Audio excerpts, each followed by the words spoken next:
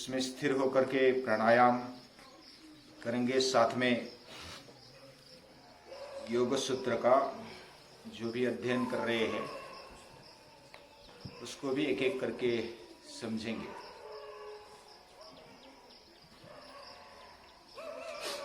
महर्षि पतंजलि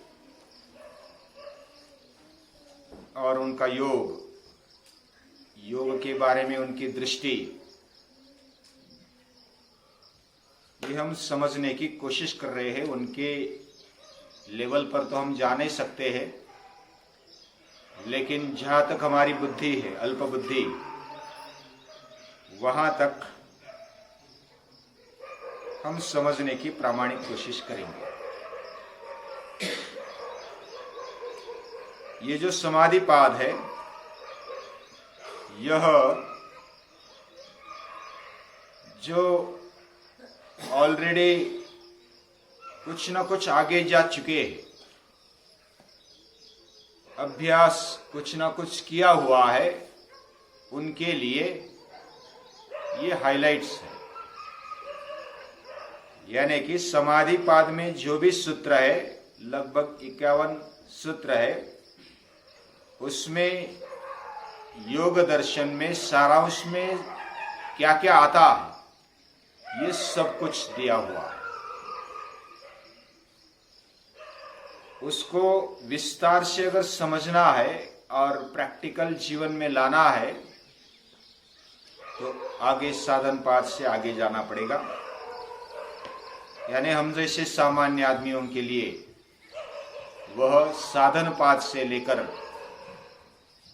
आगे चलना चाहिए।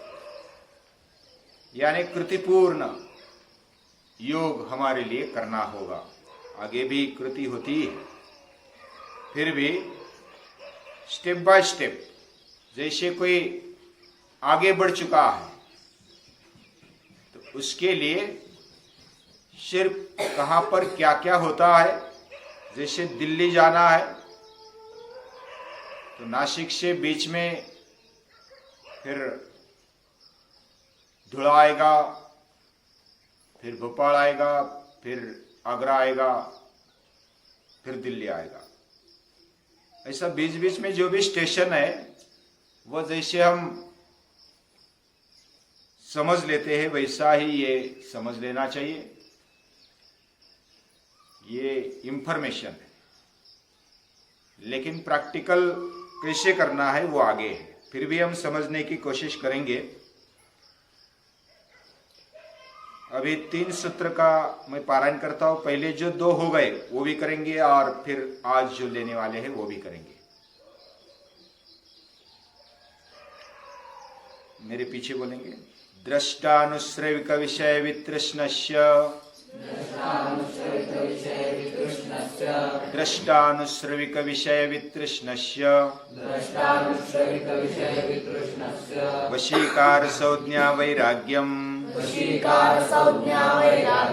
वशीकार संज्ञा वैराग्यम, तत्परम पुरुष ख्यातेर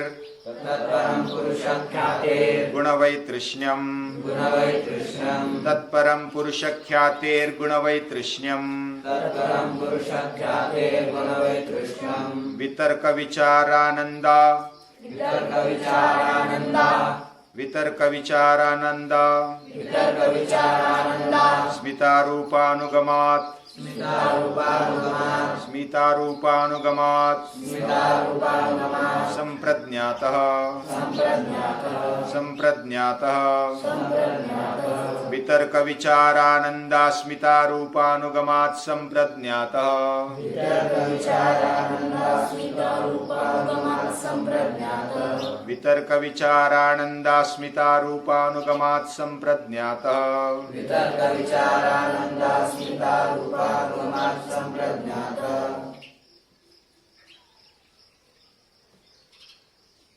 पहले शुरुआत से योग की व्याख्या और उस व्याख्या में जो चित्तवृत्ति निरोध और अपने आप को स्वरूप में अवस्थित करना है वह देखा। चित्तवृत्तियाँ कितनी है वो भी देखी।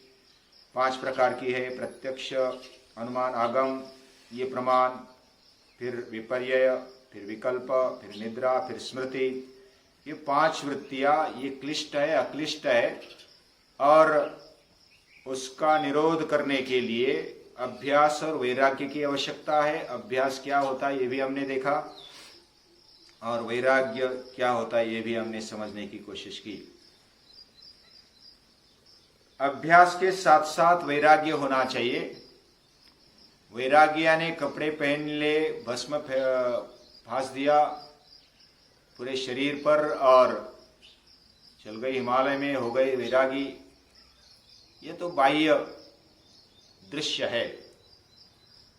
लेकिन सच्चा वैरागी वही है जिसके जीवन में से राग चला गया है। राग यानी मराठी में राग का अर्थ होता है क्रोध, ऐसा नहीं है। राग यानी आसक्ति, जिसके जीवन में से आसक्ति या तो लालच निकल गया, वो वैरागी है, वो विरागी है। भले वो संसार भी करता है लेकिन आसक्ति रहित जो व्यवहार करता है वो विरागी है। और इसलिए शायद इस वैरागी का अर्थ हिमालय में बैठने वाला पहले ऐसा ही होता होगा, लेकिन बहुत सारे महापुरुषों ने अभी आज की तारीख में इसको गली गली में, गांव गांव में और घर घर में पहुंचाया। ये उनका पुरुषार्थ है, उनको नमस्कार करना चाहिए, ऐसा उनका पुरुषार्थ है। तो अभी हम भी योग कर रहे हैं, उनकी मेहनत है, पुरुषार्थ है, इसके कारण हमारे तक पहुंचा। लेकिन पहले ऐसी समझ थी कि योग हमारे लिए नहीं है, योग केवल योगियों के लिए, मुनियों के लिए, सन्यासियों के लिए है, हमारे लिए उस योग का कुछ मतलब नहीं है। ऐसी समझ शायद इस वैराग्य का अर्थ करने के चक्कर में गए होंगे, इसलिए लगा होगा। लेकिन आसक्ति रहित जीवन, लालच रहित जीवन, लालच न होना इसका मतलब कुछ न खाना पीना ऐसा नहीं है। हमारी जो आवश्यकता है वो पूरी होनी चाहिए, अन्न वस्त्र निवारा, और आवश्यकता से अधिक हमें नहीं चाहिए, और जितना भी मिले उतने में खुश प्रसन्न रहते हैं। ऐसा जो है वो विरागी है। रागद्वेष वीक्तस्तु विषयानिंद्रियश्चरन् आत्मवश्यैर्विधेयात्मा प्रसादमधिगच्छति। दूसरे अध्याय में जो प्रसन्न कौन रहता है इसका वर्णन किया है। जो राग द्वेष से वियुक्त है, यानी कि उससे अलग है। राग द्वेष वियुक्तस्तु विषयानिंद्रियश्चरन्, वो विषय में भी रहता है, विषय में विचरण करता है, सभी व्यवहार करता है, फिर भी वो आत्मवश्यैर, वो आत्मा स्वयं को वश कर लिया है। आत्मवश्यैर विधेय आत्मा, वह आत्मा, वह जो व्यक्ति है या तो जो भी वो साधक है, उसने अपने आप को वश कर लिया है, वही प्रसन्न रह सकता है। प्रसादम अधिगच्छति। प्रसाद यानी खाने वाला प्रसाद नहीं, खाने वाला प्रसाद हमारे ध्यान में, प्रसाद शब्द उच्चारण के बाद हम खाए थोड़ा लाडू पेड़ा जो भी है वो प्रसाद हम मानते हैं। लेकिन प्रसाद लाडू पेड़े का अर्थ नहीं। प्रसाद यानी प्रसन्नता, प्रसाद यानी खुशी, समाधान, संतुष्टि, वो हमारे जीवन में होनी चाहिए। और वैरागी जो होता है, विराग जिसके जीवन में आ गया है, वो प्रसन्न रहता है, उसको कोई दुखी नहीं कर सकता, उसको कोई नाराज नहीं कर सकता। ये उसकी ताकत होती है, वो वैरागी है। और अभ्यास के साथ साथ वो चाहिए, तभी हम स्पष्टता से जान सकते, अभ्यास कर पाते हैं। अन्यथा अभ्यास नहीं कर पाएंगे। सभी ओर से अभ्यास करने के लिए उतनी उदार बुद्धि हमारी होनी चाहिए, उतनी प्रगल्भ बुद्धि हमारी होनी चाहिए, तब हम जान पाएंगे। जैसे हाथी का उदाहरण बहुत सारे व्यक्तियों ने सुना है। हाथी को 6 अंधों ने देखा, यानी कैसे, वो आंख से तो नहीं देख सकते। तो एक ने सूंड को हाथ में पकड़ लिया, वो लगा कि पाइप जैसा हाथी है। एक ने दांत को पकड़ लिया तो बोला कि एक मुसली जैसा हाथी है, दांत भी मोटा होता है ना उसका।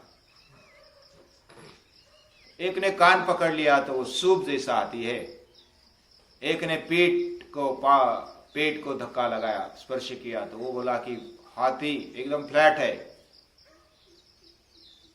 उसमें कोई उतार चढ़ाव नहीं है। एक ने पांव को पकड़ा तो वो बोलने लगा कि ये हाथी तो खंबे जैसा है, हाथी यानी खंबा। एक ने पूंछ को पकड़ा तो हाथ झाड़ू जैसा है, यानी झाड़ू जैसा मानने वाला, खंबे जैसा मानने वाला, या तो फ्लैट मानने वाला, सपाट मानने वाला, या तो सुंड मानने वाला, या तो दांत, या तो डंडी जैसे मानने वाला, वो गलत नहीं है। उन्होंने गलत समझा क्या? नहीं, लेकिन समग्रता से नहीं समझा। समग्रता से समझने के लिए हमें दृष्टि चाहिए, और दृष्टि, जब हम आसक्त रहते हैं तो हमारी दृष्टि व्यापक नहीं होती। तो दृष्टि व्यापक होने के लिए आसक्त न रहना, ये बहुत ही बड़ा साधन है, ये बहुत ही बड़ा हथियार समझो। लेकिन ये अंदर की बात है, वो समझ में नहीं आती। कोई ऐसा हथियार यानी कोई चाकू उठा लिया, तलवार उठा ली, ऐसा नहीं है। जो अंदर वाली जो भावना है, आसक्ति रहित भावना हमारे मन में होनी चाहिए, तब हम जान सकते हैं। समझो कि कृष्णा के बारे में, मैत्रेयी के बारे में मैंने जो एक दिन में देखा, वो बहुत खेलते हैं, तो मुझे लगा कि हमेशा खेलते रहते, अभ्यास भी नहीं करते हैं। तो ऐसी मेरी समझ एकांगी होगी, क्योंकि मैंने एक ही दिन देखा, 4 दिन देखा, 1 महीना देखा। सिर्फ ज्यादा देखना चाहिए, सभी ओर से उसके जो पहलू है वो देखने चाहिए, तब वाक्य या तो कोई निदान, कोई उच्चार करना चाहिए। एक साइड से देख लिया और बोल दिया जो भी मन में आया, ये उतावलापन होता है।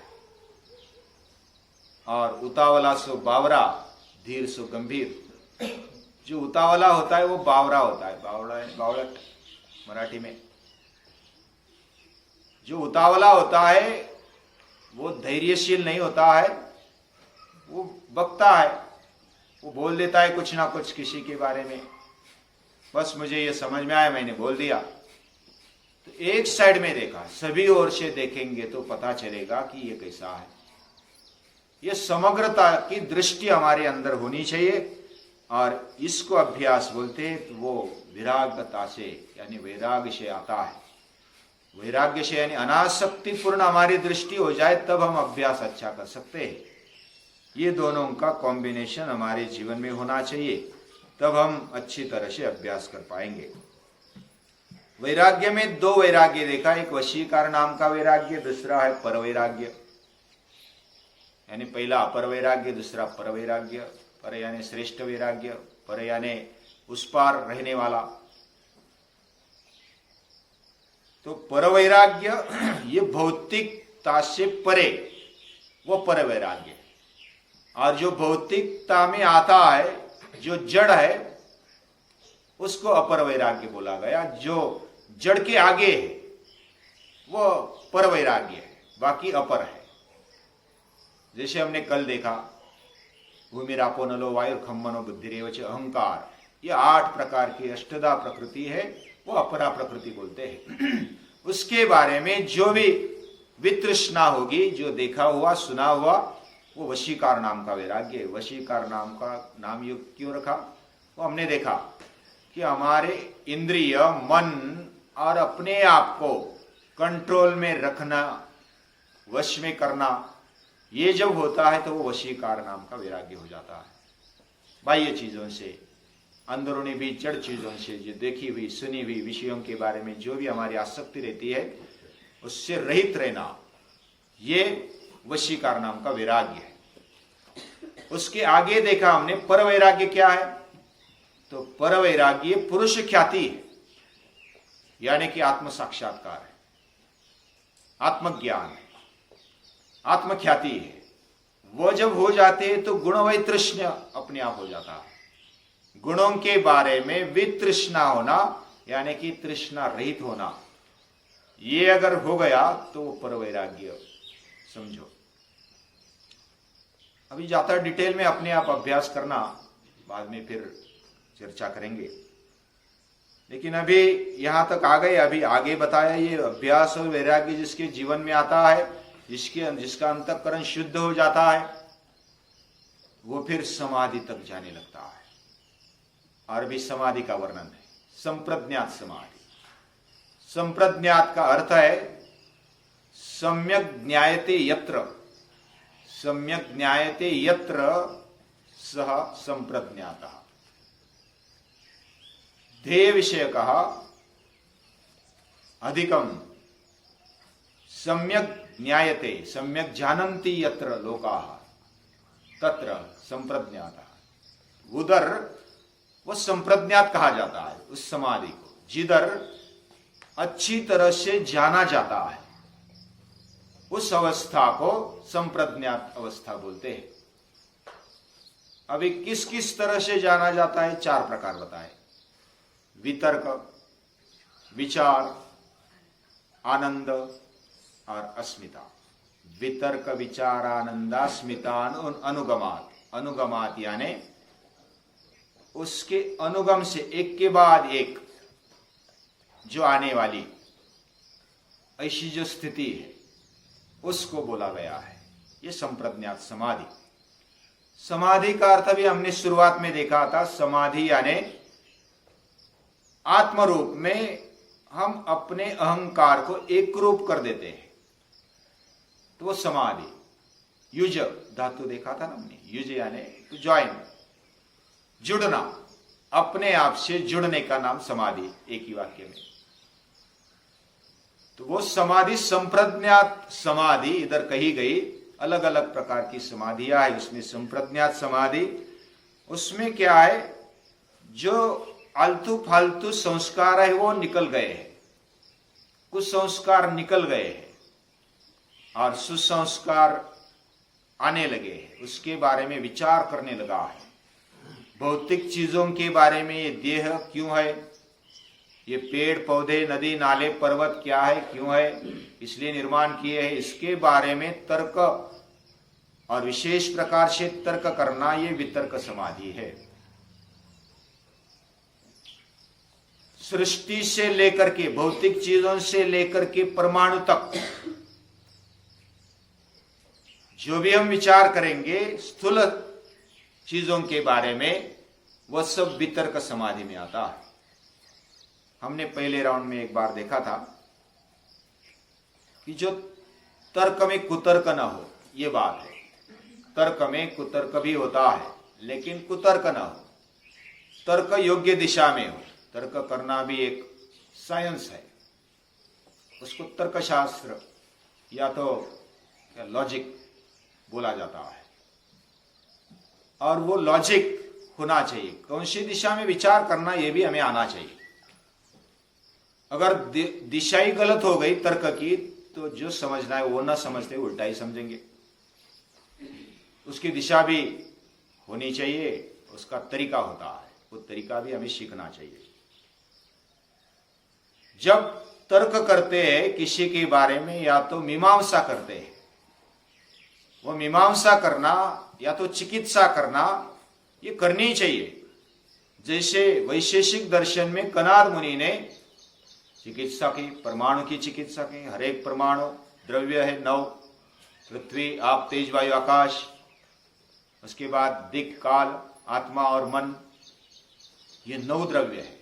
उन्होंने चिकित्सा की भौतिक चीजों के बारे में, जो भी दिखता है उसके बारे में चिकित्सा होनी चाहिए। हमारे पास बुद्धि है, वो चिकित्सा करना ये तर्क है। अलग अलग दृष्टि से समझना और उसमें एकाग्र हो जाना।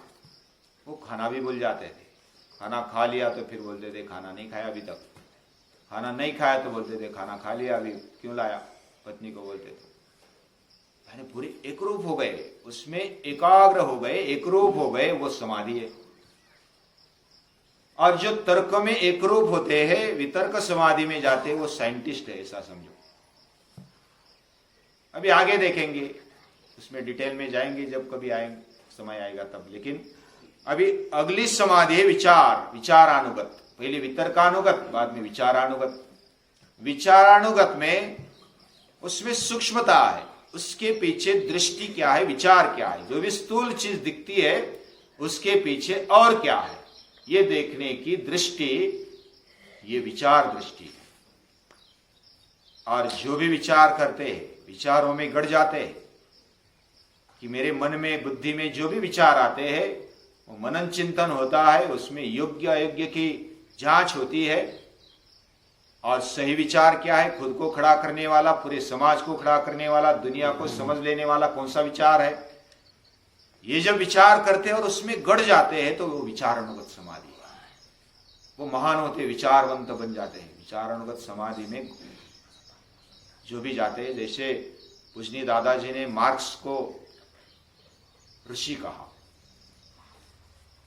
ऋषि यानी वो देखते हैं, दूर देखते हैं, जो दूरदर्शी होते हैं, जो संसार के पार देखते हैं, वो ऋषि होते हैं। और ऐसे देखने वाले जो भी विचारवंत है वो महान होते हैं। और वो इस समाधि में होते हैं, विचारानुगत समाधि में। यानी पहले वितर्कानुगत समाधि में अगर उदाहरण दिया जाए तो वो संशोधक है, साइंटिस्ट है। जो विचारानुगत समाधि में जो भी जाते हैं वो विचारवंत है, कुछ विचारों को पकड़ लेते हैं और उस पर पूरा जीवन न्यौछावर कर देते हैं। ऐसे उसके बाद आनंदानुगत समाधि होती है। आनंद यानी जो हमारा मन शुद्ध हो गया, अंतःकरण शुद्ध हो गया और सात्विकता बढ़ी। जीवन में सात्विकता बढ़ने के बाद ही सच्चा आनंद आता है। जीवन में सत्वगुण की जब बढ़ोतरी होती है तो सच्चा आनंद आने लगता है। केवल भोग में, इंद्रियों में या तो विषयों में जो आनंद लेते हैं वो सात्विक का आनंद नहीं ले सकते। सात्विकता का एक अलग आनंद होता है, वो अपने आप में खुश रहता है, उसको वस्तु, व्यक्ति या तो पदार्थ की जरूरत नहीं पड़ती। वह ऐसा आनंद है। आत्मन्येवात्मना तुष्टः, वो अपने आप में खुश रहता है। जैसा बच्चा, छोटा बच्चा होता है ना, वो खेलता है तो आकाश की तरफ देखता है और आत्मा में मिलता है, हंसता है। वो किसकी तरफ देखता है हमें पता ही नहीं चलता, लेकिन वो खुश रहता है। वो निष्पापता से आया हुआ आनंद है, वो आनंद में रहता है, प्रसन्न रहता है। वैसा ही आनंदानुगत समाधि है, वो महापुरुष बन जाता है। जो आनंदानुगत समाधि होते ही उसको कोई दुखी नहीं कर सकता है। जैसे संत तुकडोजी महाराज हम सुनते, या झोपडी तो माझ्या, तुकडोजी की है ना, हाँ, येता तरी सुखे या जाता तरी सुखे, जा कोणावरी न बोजा, या झोपडी तो माझ्या। उनका कोई आनंद नहीं छीन सकता। राजा सजी महाली, सौख्य कधी मिळाली, ती सर्व प्राप्त झाली, या झोपडी तो माझ्या। जो राजमहल में जो आनंद नहीं मिल सकता वो झोपड़ी में मिल रहा है। भूमीवरी पडावे, ताऱ्यांकडे पाहावे, प्रभु नाम नित्य गावे, या झोपड़ी तमाजा।